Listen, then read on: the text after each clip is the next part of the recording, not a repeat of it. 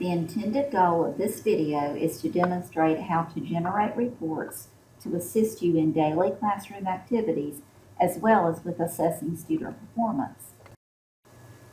PowerTeacher Pro offers a selection of reports to assist you in daily classroom activities.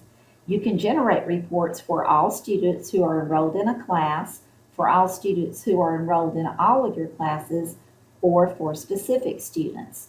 The reports that we'll look at are the individual student report, the multifunction assignment report, the score sheet report, and the student roster report.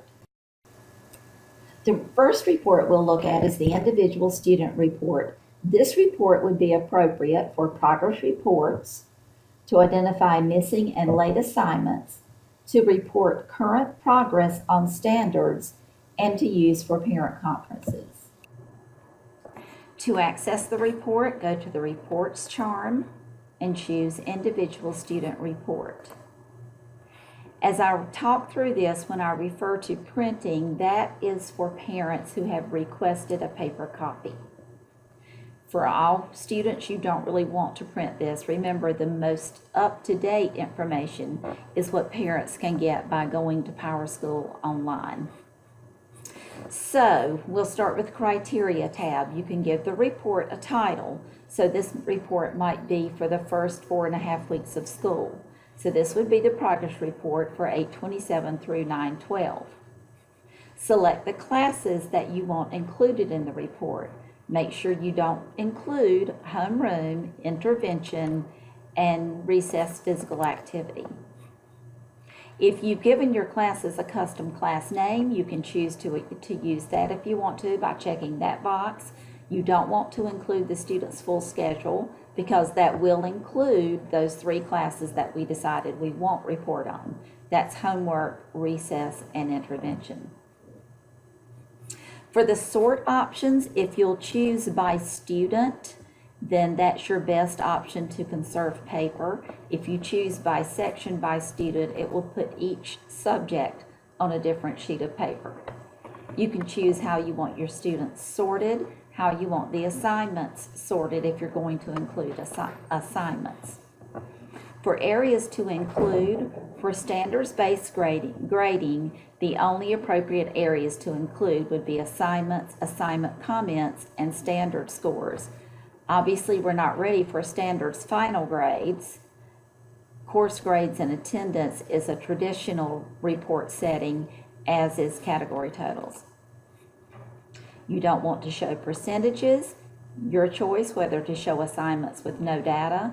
You can choose to include the standards identifier if you want to, and that's that letter number combination.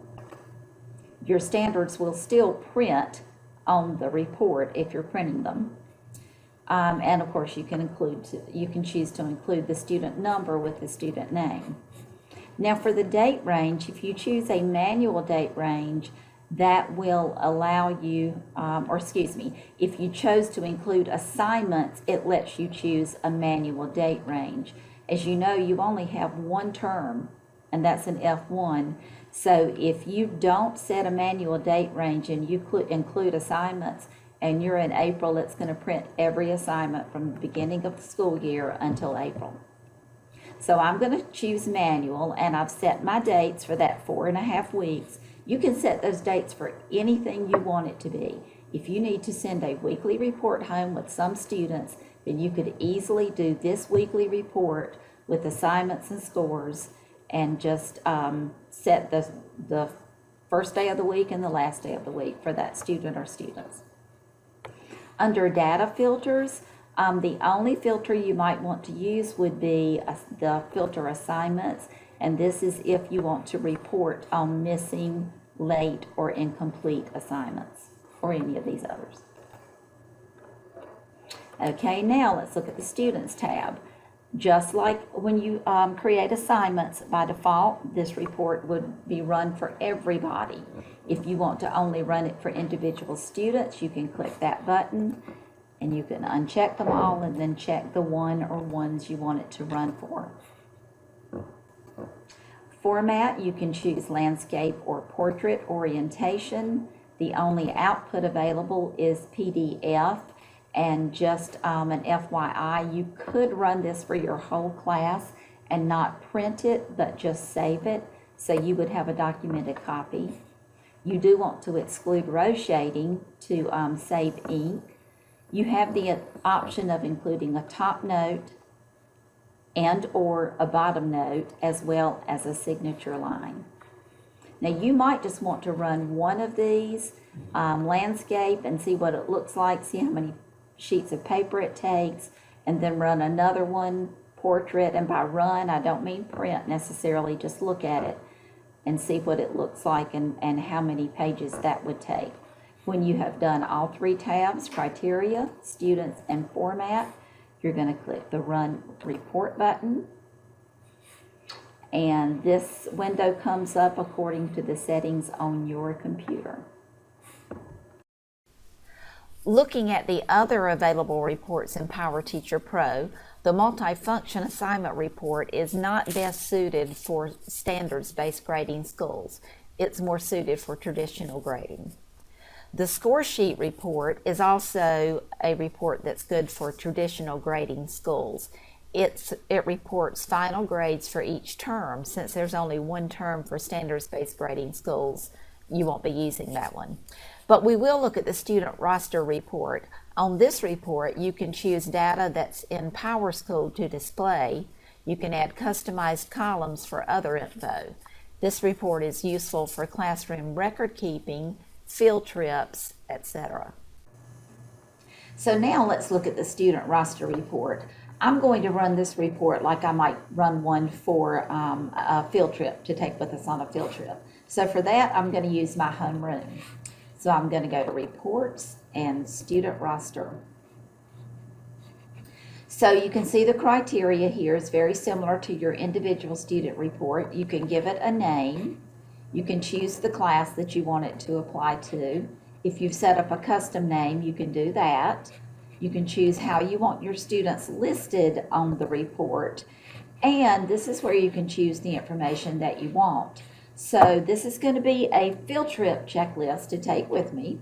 So I'm going to choose the data I want to go on it. I know I want one blank column, so I can put the chaperone for each student there. So I'm going to add that. I'm going to choose the mother's name, the father's name, and phone, emergency contacts. Whatever you would want from all of this data is pulled from PowerSchool. And notice that the student name was already there, that field. So I've decided what I want to use. If I want to move these around, I'll put the chaperone here. If I want to move these so that the chaperone is in the last column, I can use the arrows to move it up and down. Now, it applies to all students, but let's say that I have 2 students that are not going to be going on this field trip.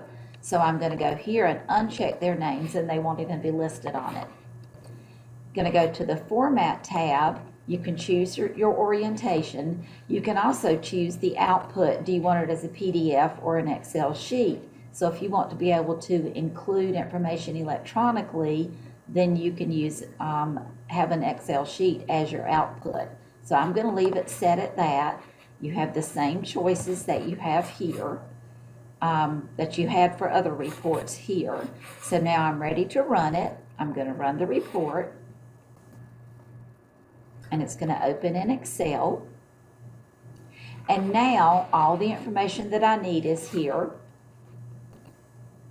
The chaperone, I might fill in the name here for each student, and then I could print it. So that's the student roster report. It is very, very useful for many things.